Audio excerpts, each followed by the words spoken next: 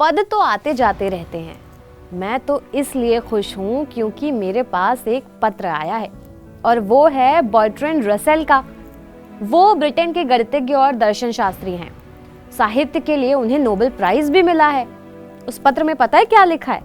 उसमें लिखा है कि भारत ने अपने राष्ट्रपति के रूप में एक शिक्षाविद को चुना है।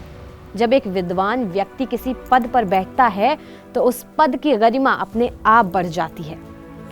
ये बात डॉक्टर सर्वपल्ली राधाकृष्णन ने तब कही थी जब उनसे पूछा गया कि ये राष्ट्रपति बनने की बात की खुशी है या इसका कोई और कारण है। नमस्ते, मेरा नाम है भावना और आप देख रहे हैं राष्ट्रपति महोदय।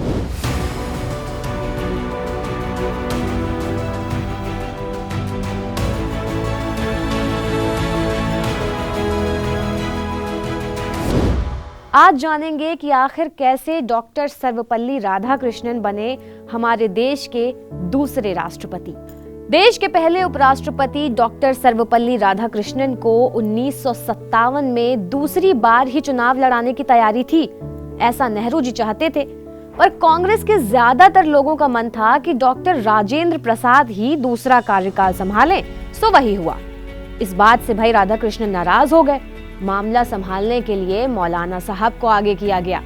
मौलाना आजाद राधाकृष्णन के पास पहुंचे, दिलासा दिया कि राजेंद्र प्रसाद ने कहा है कि अगर उनकी तबीयत सही नहीं रहती तो वो दूसरे कार्यकाल को बीच में छोड़ देंगे। हालांकि डॉक्टर राजेंद्र प्रसाद ने अपना कार्यकाल पूरा किया। आखिरकार राधाकृष्णन मान गए। फिर 1962 में नेहरू ने इस बात को सुनिश्चित किया कि राधाकृष्णन के चुनाव में कोई दिक्कत ना आए। राधाकृष्णन जब मैदान में उतरे तो किसी दल ने उनके खिलाफ उम्मीदवार नहीं उतारा। बस दो निर्दलीय उम्मीदवार चुनाव मैदान में थे, चौधरी हरिराम और दूसरे थे यमुना प्रसाद त्रिशूलिया। 7 मई 1962 को ये फॉर्मेलिटी भी पूरी कर ली गई। कुल 5,62,945 में से राधाकृष्णन को 5,53,067 वोट मिले। चौधरी हरिराम को 6,341 वोट मिले और यमुना प्रसाद त्रिशूलिया को भी लगभग 4,000 के आसपास वोट मिल गए थे। 13 मई 1962 को डॉक्टर राधाकृष्णन हमारे देश के दूसरे राष्ट्रपति बने।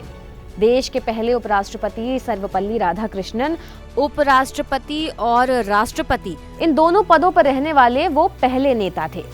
राधाकृष्णन वाहिद ऐसे राष्ट्रपति थे जिन्होंने अपने कार्यकाल में 2 प्रधानमंत्रियों की मौत देखी है। 1964 में भारत के पहले प्रधानमंत्री जवाहरलाल नेहरू की मौत हुई थी। वहीं 11 जनवरी 1966 में ताशकंद में दूसरे प्रधानमंत्री लाल बहादुर शास्त्री का भी इंतकाल इन्हीं के कार्यकाल में हुआ था। 1962 के भारत चीन युद्ध हो या फिर 1965 के भारत पाकिस्तान युद्ध हो, वो दोनों के गवाह रहे बतौर राष्ट्रपति। उनकी मृत्यु 86 साल की उम्र में 17 अप्रैल 1975 को हो गई। तो ये तो थी डॉक्टर सर्वपल्ली राधाकृष्णन के राष्ट्रपति बनने की कहानी। अगले एपिसोड में हम बात करेंगे भारत के पहले मुस्लिम राष्ट्रपति के राष्ट्रपति बनने के बारे में। तब तक के लिए इजाजत दीजिए।